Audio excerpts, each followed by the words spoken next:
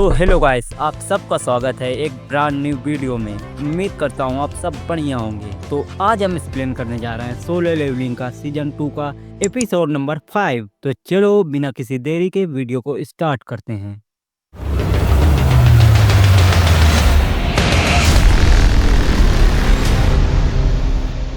जैसा कि हमने पिछले वीडियो में देखा था कि जिन्होंने 10,000 में से अभी 309 डीमन सोल्स को कलेक्ट कर लिया है। अब आगे जिन्हों एक जगह पे खड़ा होता है और सोच रहा होता है कि डंजन के स्टार्ट में इतनी मुश्किल नहीं हुई और मैंने यहाँ का एरिया भी क्लियर कर लिया है। अभी तक मैं जिन मॉन्स्टर से लड़ा वो सब डी रैंक के आसपास होंगे। एक बात तो अच्छी हुई कि मुझे अच्छे खासे एक्सपीरियंस पॉइंट भी मिल गए, जैसा कि मेरी दुनिया में एक लेवल को बढ़ाने के लिए 9 सी रैंक के गेट्स को क्लियर करना पड़ता है, लेकिन डीमन कैसल में मैं एक लेवल को 4 घंटे में बढ़ा सकता हूँ। और यहाँ पर मैं जितना ज़्यादा लेवल अप करूँगा मेरा एक्सपीरियंस भी यहाँ पर उतना ज़्यादा बढ़ेगा। वैसे मैं जब बाइकिनों से मिला तो मुझे लगा कि मेरी पावर भी एस रैंक के बराबर होगी, लेकिन मुझे और भी ज़्यादा ताकतवर बनना होगा। जिन्हों को सेकंड फ्लोर का परमिट मिल जाता है, जैसा कि सेकंड फ्लोर में जाने के लिए चलता फिरता सर्कल ढूंढना पड़ेगा। तभी जिन्हों को चलता फिरता सर्कल दिखता है और जिन्हों अपना एक शैडो सोल्जर बुलाता है जिसका नाम होता है टैंक।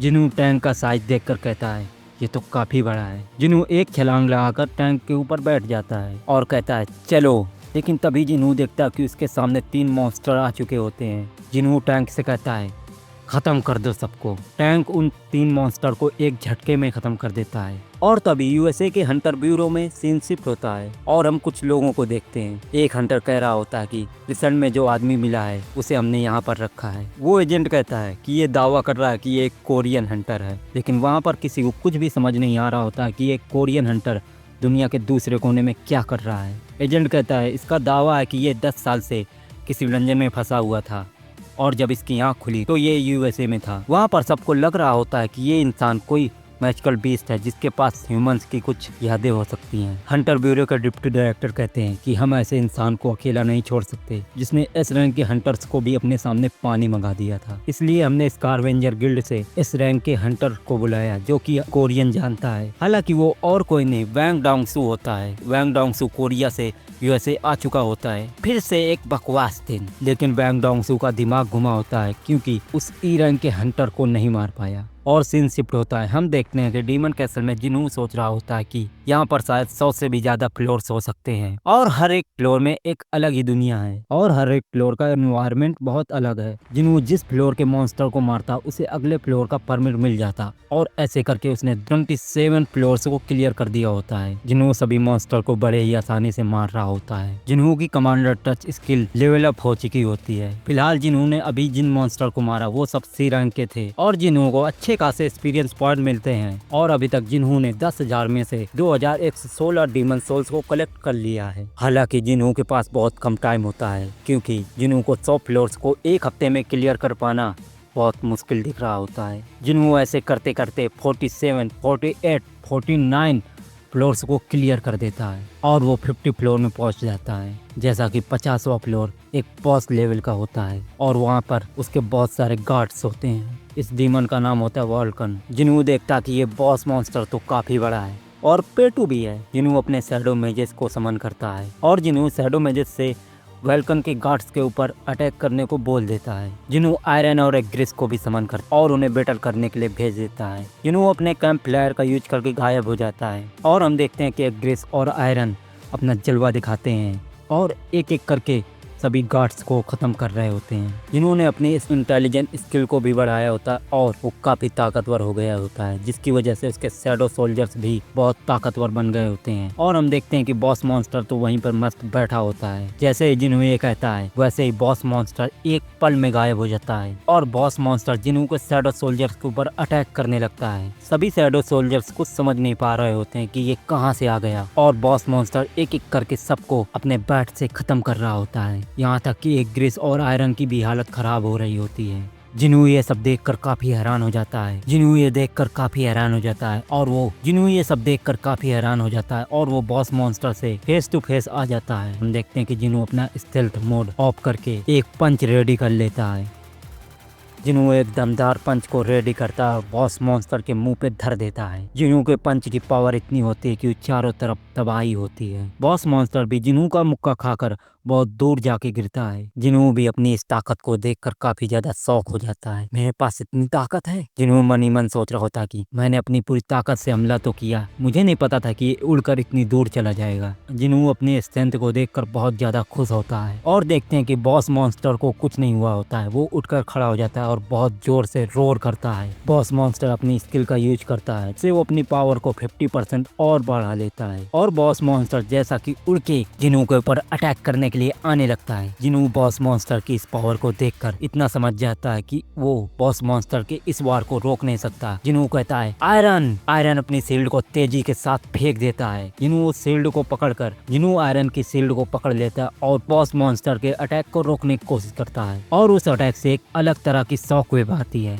जो चारों तरफ तबाही का मंजर दिखाती है। बॉस मॉन्स्टर इतना ज्यादा रेज में होता है कि वो लगातार एक के ऊपर एक जिन्हों के ऊपर अटैक किए जा रहा होता है। उस अटैक की वजह से चारों तरफ की धरती फट रही होती है। जिन्हों मन ही मन कहता है कि मेरे पास शील्ड यूज करने के सिवा और कोई चारा नहीं है और मैं एक सही वक्त का इंतजार कर रहा हूँ। और जैसे ही बॉस मॉन्स्टर अपना अटैक करने के लिए रेडी होता है, जिन्हों अपने शील्ड को फेंक कर टैगर को समन करता है और एक लंबा जंप मारता है। बॉस मॉन्स्टर जिन्हों को देखकर समझ जाता है और वो अपने अटैक को बदलकर शर्ट से अटैक करने लगता है। जिन्हों ये देखकर बहुत हैरान हो जाता है। जिन्हों को कुछ भी समझ नहीं आ रहा होता है कि वो आखिरकार इस हमले को कैसे ब्लॉक करेगा और तभी जिन्हों अपने कमांडर टच स्किल का यूज करता है और पीछे हो जाता है और इस तरह जिन्हों उस हमले से बच जाता है। जिन्हों सोच रहा होता है कि मैं अपने डैगर से इसके ऊपर बस छोटे मोटे हमले ही कर पाऊंगा, जो कि मेरे लिए भी बहुत खतरनाक हो सकता है। मुझे कुछ ना कुछ करना होगा जिससे इसकी स्पीड कम हो जाए। तभी जिन्हों को उस फ्लोर में एक टूटी हुई बिल्डिंग दिखती है और जिन्हों उस तरफ जाने लगता है। मॉन्स्टर जिन्हों को देखता है, भाग कहाँ रहे हो। मॉन्स्टर भी जिन्हों को पीछे पीछे आने लगता है। जिन्हों जैसे ही उस बिल्डिंग के पास जाता है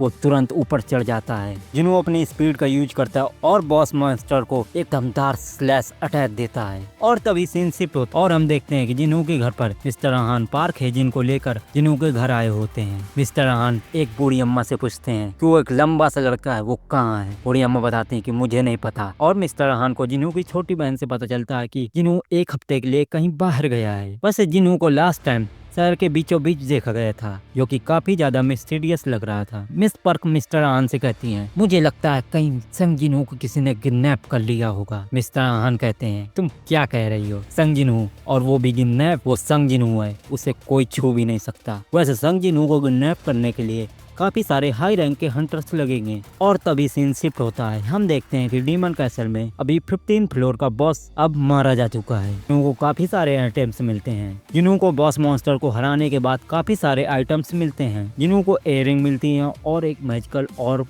और तीसरा और आखिरी में जिन्हों को एक वॉल ट्री के फ्रैगमेंट का एक मटेरियल मिलता है और जिन्हों उस एयरिंग को पहन लेता है। जैसा कि ये एयरिंग एक एस लेवल की होती है और सेकंड आइटम मैजिकल ऑर्ब, जिसकी मदद से अपनी पावर को 2 गुना बढ़ाया जा सकता था। तभी जिन्हों देखता कि एक ग्रिज सभी मॉन्स्टर के सर काट काट के जिन्हों के पास ले आता है और घुटने के बल बैठ जाता है। जिन्हों एक ग्रिज से कहता है, क्या ये तुम करना बंद कर दोगे। जिन्हों कहता है, देखो उधर। हमें देखने को मिलता है कि आयरन उस बड़े मॉन्स्टर का सर काट के जिन्हों के पास ला रहा होता है। जिन्हों कहता है, चलो ठीक है, तुमने मुझे अपनी शील्ड दी थी जिससे मैं बच पाया था। और तभी देखते हैं कि 3 शैडो सोल्जर्स आयरन की वाहवाही कर रहे होते हैं। तभी जिन्हों एक मेज को अपने पास बुलाता है और वो ऑर्ब का गोला दे देता है। जिन्हों मेज से कहता है, उस बिल्डिंग के ऊपर अपना मैजिक इस्तेमाल करो। मेज ऑर्ब गोला अपने हाथ में लेता है और फायर मैजिक का यूज करता है। हम देखते हैं कि एक आग का गोला बनाता है और उस आग के गोले से सामने वाली बिल्डिंग को निस्नाबूद कर देता है। जिन्हों इस ऑर्ब की गोले की पावर को देखकर काफी ज्यादा हैरान होता है और तभी सीन शिफ्ट होता है। हम देखते हैं कि उस बिल्डिंग में वांग डोंगसू आ चुका होता है। वांग डोंगसू उस इंसान के कमरे में आ जाता है। वांग डोंगसू कहता है, ये बहुत इंटरेस्टिंग बात है कि एक मैजिकल बीस्ट इंसानों की भाषा को जानता है। ओहो, ऊपर से तुम तो कोरियन भी जानते हो। वो इंसान कहता है, देखो मैंने तुमसे पहले ही कह दिया है, मैं कोई बीस्ट नहीं हूँ। अगर तुम्हें मुझ पर कोई शक है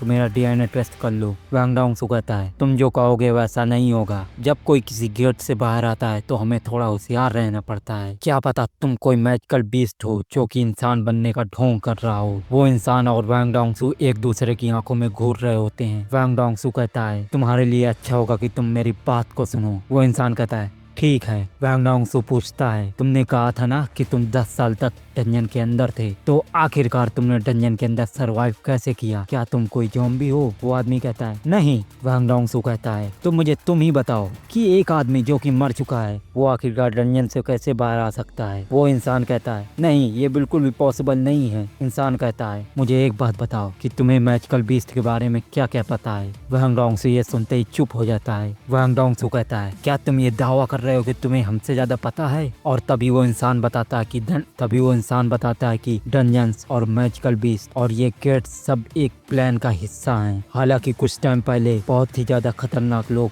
अपनी नींद से जाग चुके हैं, वो सब इस दुनिया को खत्म करना चाहते हैं। वांग डोंगसू कहता है क्या बोल रहे हो तुम, और कौन इस दुनिया को खत्म करने वाला है? वो इंसान बताता है कि मैं इसके बारे में और कुछ नहीं बता सकता। वांग डोंगसू कहता है तो अच्छा, तुम ये कहना चाहते हो कि तुम हमें बचाने के लिए आए हो, लेकिन तुम हमें बता नहीं रहे कि तुम हमें किससे बचाओगे। लेकिन तुम जानते हो ना यहाँ पर बहुत सारे लोग हैं। वो इंसान कहता है चाहे कोई भी आ जाए, कितना भी ताकतवर हो, उनके सामने कोई नहीं टिकने वाला। तुम्हें तो मेरी बात को समझना चाहिए, तुम भी तो काफी स्ट्रॉन्ग लग रहे हो। ये बात सुनते ही वांग डोंगसू को काफी ज्यादा गुस्सा आ जाता है और डोंगसू उस इंसान की प्रोफाइल को देखता है। वो देखता है कि उसका नाम होता है संग इलवान। अगर इसकी दाढ़ी और बालों को छोटा कर दिया जाए तो ये बिल्कुल अपनी प्रोफाइल पिक्चर जैसा दिखता है। वांग डोंगसू को एक बात बहुत परेशान कर रही होती है कि 10 साल डंजन के अंदर रहने के बावजूद भी इसकी एज एक भी नहीं बढ़ी है। इसकी एज उतनी ही है जितनी थी। वांग डोंगसू कहता है वैसे तुम्हारा एक्सपीरियंस तो बहुत ज्यादा अच्छा है, मेरे हिसाब से तुम अभी भी हंटर होते तो तुम्हारे पास बहुत पैसा होता। वांग डोंगसू जैसे ही उसके बेटे का नाम देखता है वो बहुत ज्यादा शौक हो जाता है। वांग डोंगसू कहता है क्या तुम्हें अपनी बेटी का नाम याद है? वो इंसान कहता है हाँ, उसका नाम संग जिन्हा है। और तुम्हारे बेटे का? वो इंसान कहता है संग जिन्हू, मतलब ये जिन्हू के पापा होते हैं। जिन्हू का नाम सुनते ही वांग डोंगसू की तो खुशी का ठिकाना ही नहीं रहता। जिन्हू के पापा कहते हैं मैंने कुछ गलत कहा क्या? वांग डोंगसू कोई जवाब नहीं दे रहा होता। वांग डोंगसू काफी रेज में आ जाता है और कहता है मैंने तुमसे पहले ही कहा था, यहाँ पर सवाल मैं पूछ सकता हूँ और उनके जवाब तुम्हें देने होंगे। जिन्हू के पापा भी रेज में आ जाते हैं और कहते हैं मुझे अभी क्या भी जवाब दो।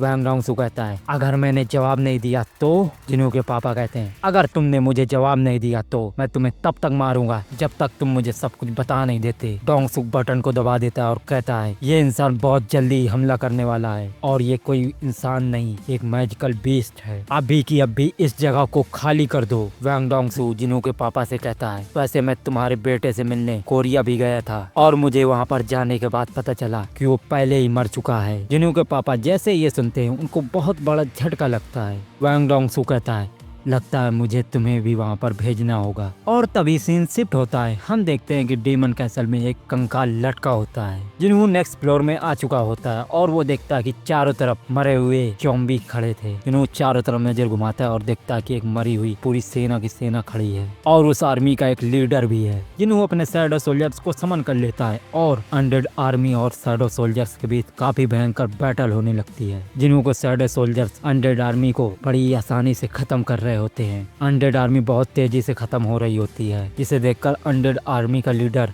बहुत ज्यादा हैरान हो जाता है। अनडेड लीडर को देखकर जिन्हू कहता है क्या हुआ, तुम ऐसे हमारी तरफ क्यों देख रहे हो? जिन्हू कहता है तुम्हें क्या लगा था कि हम लोग कोई कमजोर होंगे? खैर ये सब कोई मैटर नहीं करता, मुझे तो बस तुम सबको मारना है। जिन्हू अपना ड्रैगन निकालता है और उस अनडेड लीडर की तरफ बढ़ता है और उसे एक झटके में काट कर रख देता है। इसी के साथ ये एपिसोड यहीं खत्म होता है। मिलते हैं एक नए एपिसोड के साथ। वीडियो पसंद आई हो तो लाइक और सब्सक्राइब करना ना भूलें। Bye bye.